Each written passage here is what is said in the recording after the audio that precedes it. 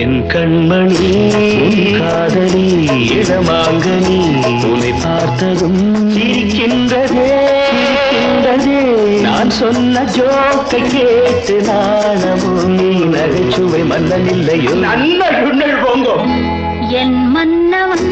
உன் காதலன் என்னை பார்த்ததும் ஓராயிரம் கதை சொல்கிறான் அம்மம்மா இன்னும் கேட்க தூண்டுமோ நீ ரசிக்கின்ற கண்ணி இல்லையோ என் கண்மணி